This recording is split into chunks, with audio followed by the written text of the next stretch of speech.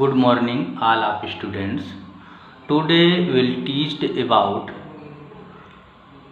the important conclusion related to double slit experiment.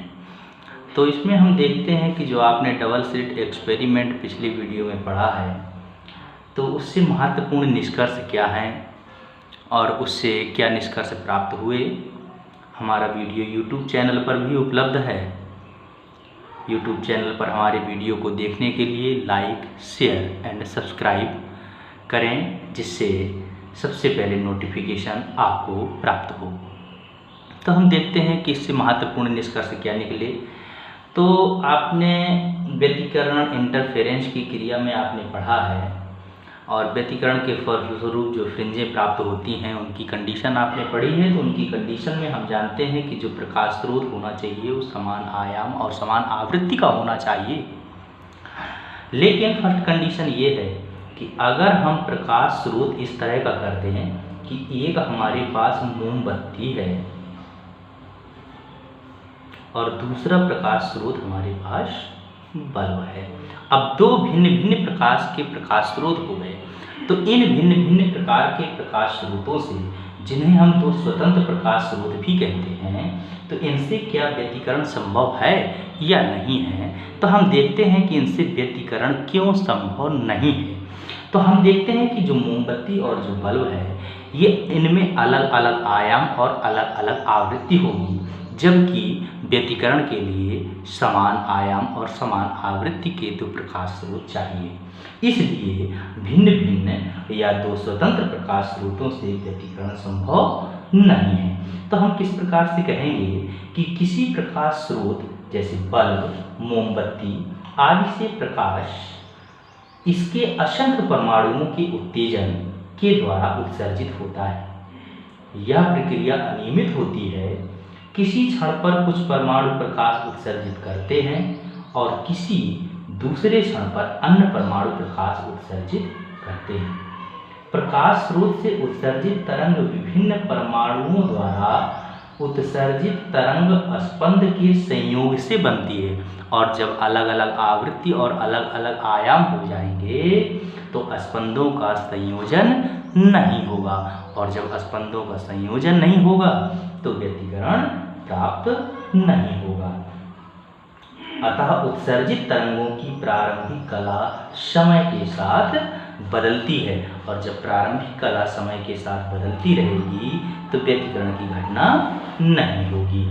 यदि हम दो स्वतंत्र स्रोत ले लें तो प्रत्येक स्रोत से उत्सर्जित तरंग की कला समय के साथ एक दूसरे से स्वतंत्र रहते हुए बदलती रहती है। इनके बीच कलांतर स्थिर नहीं होता है, और जब कलांतर स्थिर नहीं होता है तो व्यतिकरण प्रतिरूप प्राप्त नहीं होगा। व्यतिकरण प्रतिरूप प्राप्त नहीं होगा तो तीव्रता निरंतर बदलती रहती है और इतनी तेजी से उतार चढ़ाव हो जाता है कि हम अपनी आंखों से इसे देख नहीं सकते हैं। समस्याएं ये हैं। अब आगे हम चलते हैं कि यदि हम एक ही मूल स्रोत के दो स्रोत बना लें, जैसे हमारे पास केवल एक ही टार्च है और इसके स्रोत हम दो बना लें कि यहाँ से भी प्रकाश निकले और यहाँ से भी प्रकाश निकले, तो मूल स्रोत ये है लेकिन दो तरंगों के रूप में प्रकाश निकल रहा है, एक किरण इधर और एक किरण इधर। तो इस तरह से अगर हम दो स्रोत बना लें तो इस प्रकार बने दो स्रोतों की कला में समय के साथ परिवर्तन समान होगा, अतः इनके बीच कलांतर भी नियत होगा। यंग के प्रयोग में एक ही रेखा छिद्र से दो रेखा छिद्र S1 S2 प्राप्त होते हैं और S1 S2 कला संबद्ध स्रोत का कार्य करते हैं। आजकल के समय में ऐसे विशेष स्रोतों का आविष्कार कर लिया गया है जिनका एक वर्णीय प्रकाश तथा अत्यधिक कला संबद्ध होता है, और ऐसे जो आज के समय में विशेष स्रोतों का आविष्कार किया गया है उनमें से एक नाम है लेजर। एक नाम है लेजर का, जिसे हम कहते हैं लाइट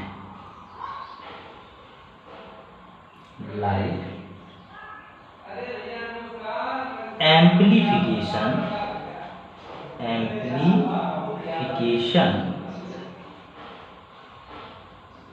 बाय स्टिमुलेटेड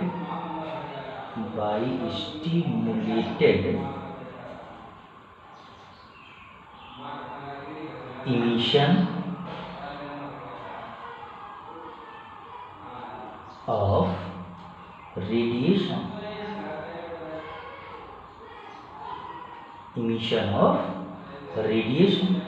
तो ये लेजर का फुल फॉर्म है। तो लेजर जैसे प्रकाश स्रोत का आविष्कार आधुनिक युग में हो गया है, तो स्वतंत्र लेजर स्रोत अस्थायी व्यतिकरण उत्पन्न कर सकते हैं। तो ये जो लेजर का फुल फॉर्म है, ये एग्जाम में 1 नंबर में पूछा जाता है कभी कभी, तो इसका फुल फॉर्म भी आपको मिल गया। अब हम चलते हैं कि प्रकाश का जो व्यतिकरण है उसके लिए आवश्यक शर्तें क्या हैं, कौन कौन सी शर्तें होनी चाहिए व्यतिकरण को उत्पन्न करने के लिए, अर्थात प्रकाश के व्यतिकरण की जो आवश्यक शर्तें हैं उनके बारे में अध्ययन करेंगे। तो जो शर्तें हैं उनमें से पहला है कि दोनों प्रकाश स्रोत कला संबद्ध होने चाहिए। इसका मतलब क्या है कि दोनों प्रकाश स्रोत कला संबद्ध होने चाहिए। तो इसका मतलब है कि इनसे उत्सर्जित तरंगों के बीच कलांतर नियत होना चाहिए। ऐसे प्रकाश स्रोत हों जिनमें कलांतर नियत हो तो उन्हें हम कहते हैं कला संबद्ध स्रोत। और तो जो कला संबद्ध स्रोत होंगे तो उनसे व्यतिकरण प्राप्त होगा। तो पहला नंबर जो है वो है दोनों प्रकाश स्रोत कला संबद्ध होने चाहिए। दोनों प्रकाश स्रोत कला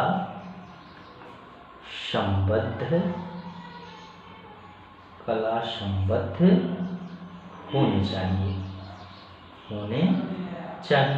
और अगर कला संबद्ध नहीं है तो क्या दिक्कत आएगी वो भी देख लीजिए कि ऐसा ना होने पर व्यतिकरण प्रतिरूप में प्रत्येक बिंदु पर तीव्रता समय के साथ इतनी तेजी से बदलेगी कि हमें प्रत्येक बिंदु पर एक समान तीव्रता दिखाई देगी।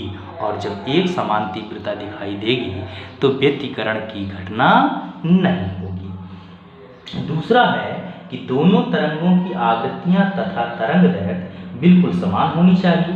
जो हमारे पास दूसरा पॉइंट है तो तरंग दैर्घ्य और आवृत्ति और तरंग दैर्घ्य, आवृत्ति और दूसरा है तरंग दैर्घ्य। तो जो आवृत्ति और तरंग दैर्घ्य है, तो जो हमारे पास दो प्रकाश स्रोत हैं दोनों के लिए आवृत्ति और तरंग दैर्घ्य के मान कैसे होने चाहिए, बराबर होने चाहिए। तो दोनों प्रकाश स्रोत कला संबद्ध होने चाहिए। तो अब दूसरे पॉइंट में आवृत्ति तरंग दैर्घ्य बराबर है तभी हम व्यतिकरण प्रतिरूप प्राप्त कर सकते हैं। और अगर आवृत्ति तरंग दैर्घ्य बराबर नहीं है तो क्या होगा कि कलांतर स्थिर नहीं होगा। अगर आवृत्ति और तरंग दैर्घ्य बराबर नहीं है तो कलांतर स्थिर नहीं होगा और व्यतिकरण प्रतिरूप प्राप्त नहीं होगा। तीसरे नंबर पर हम जानते हैं कि शर्त क्या है, तीसरी कंडीशन क्या है व्यतिकरण प्रतिरूप प्राप्त करने के लिए, आयाम समान होने चाहिए। जो दो तरफ प्रकाश स्रोत हैं दोनों के आयाम लगभग बराबर होने चाहिए। तो जब आयाम लगभग बराबर होने चाहिए तभी हम व्यतिकरण प्रतिरूप प्राप्त कर सकते हैं। अगर हमारे पास आयाम बराबर नहीं है तो तीव्रता के बीच पर्याप्त अंतर होने के कारण कंट्रास्ट अच्छा होता है। अधिकतम और न्यूनतम तीव्रता के बीच कंट्रास्ट अच्छा होता है। तो व्यतिकरण प्रतिरूप प्राप्त करने के लिए आयाम क्या होना चाहिए, लगभग समान होना चाहिए। अगला कंडीशन है कि जो हमने S1 और S2 दो प्रकाश स्रोत माने थे और मुख्य प्रकाश स्रोत S था, तो इसमें से जो दो प्रकाश स्रोत थे S1 और S2, यहाँ पर पर्दे पर फ्रिंजें दिखाई दे रही थी, तो जो S1 और S2 की दूरी है वो इन दोनों के बीच की दूरी जो हमने D मानी थी ये बहुत कम होनी चाहिए, लेकिन यहाँ से और यहाँ के बीच की दूरी हमने कैपिटल D मानी थी, तो ये कैपिटल D हम अधिक होनी चाहिए। ये स्मॉल d का मान कम और कैपिटल D का मान अधिक होना चाहिए, तो हम व्यतिकरण फ्रिंजें प्राप्त कर सकेंगे और ऐसी स्थिति में हमारे आँख से जो विभेदन क्षमता होती है वो अधिक हो जाती है, और ऐसा ना होने पर हमारी आँख फ्रिंजों को विभेदित नहीं कर पाती है, मिली हुई तरंगें दिखाई देती हैं, इसलिए D का मान कम और कैपिटल D का मान अधिक होना चाहिए। अगला है कि स्रोत स्लिट जो हमारा मेन स्रोत है यस तथा द्वि स्लिट से दूर होनी चाहिए। जो हमारा ये है, इन दोनों स्लिटों से जो मेन स्रोत है कुछ दूर होना चाहिए, बिल्कुल पास में नहीं होना चाहिए। स्लिट की मोटाई इसमें एवं द्वि स्लिट के बीच की दूरी को स्पष्ट प्रतिरूप प्राप्त करने के लिए हमें मेन स्रोत को S1 और S2 से दूर रखना चाहिए। अब हम जानते हैं कि जो प्रकाश एक वर्णी होना चाहिए, अन्यथा फिर फ्रिंजों में अतिव्यापन होगा, और अतिव्यापन की क्रिया का मतलब होता है कि जैसे आपने केमिस्ट्री में पढ़ा है कि यस अतिव्यापन, पी अतिव्यापन, ओवरलैपिंग। तो इसमें क्या होता है कि जब दोनों फ्रिंजें एक दूसरे से मिल जाएंगी तो हमें फ्रिंज अलग अलग दिखाई नहीं देगी, तो प्रकाश एक वर्णी होना चाहिए, अन्यथा फ्रिंजों में अतिव्यापन होगा और व्यतिकरण प्रतिरूप स्पष्ट दिखाई नहीं देगा। यदि तरंगें ध्रुवित हैं तो दोनों तरंगों की कंपन तल समान होने चाहिए, अन्यथा व्यतिकरण के स्थान पर ध्रुवित प्रकाश प्राप्त होगा, अध्रुवित प्रकाश प्राप्त नहीं होगा। और ध्रुवित प्रकाश प्राप्त होगा तो ऐसी कंडीशन में हमें व्यतिकरण फ्रिंजें प्राप्त नहीं होंगी। तो ये तो हुई हमारी व्यतिकरण फ्रिंजों को प्राप्त करने के लिए विभिन्न कंडीशन, व्यतिकरण फ्रिंजें कैसे प्राप्त की जाती हैं।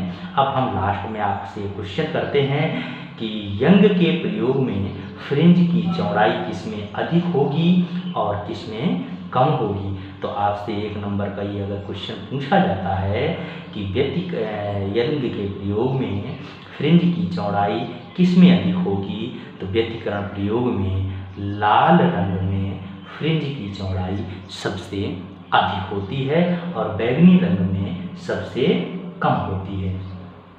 और अगला क्वेश्चन है इसी तरह से कि यंग के व्यतिकरण प्रयोग में यदि दो प्रकाश स्रोतों में से एक के मार्ग में कांच की एक पतली स्लिट रख दी जाए, जैसे हम प्रकाश के 2 स्रोत लेते हैं, इस तरह से S1 और S2 2 स्रोत हैं और दोनों स्रोतों में से एक स्रोत के मार्ग में कांच की कोई स्लिट रख दी जाए तो फ्रिंजों की चौड़ाई पर क्या प्रभाव पड़ेगा। तो इसका आंसर है कि ऐसी स्थिति में यदि हम एक स्रोत के मार्ग पर कोई स्लिट रख देते हैं तो स्लिट रखने पर फ्रिंजों की जो चौड़ाई है उस पर कोई प्रभाव नहीं पड़ेगा, क्योंकि स्लिट रखने पर प्रकाश की तीव्रता नहीं बदलेगी, प्रकाश की आवृत्ति नहीं बदलेगी।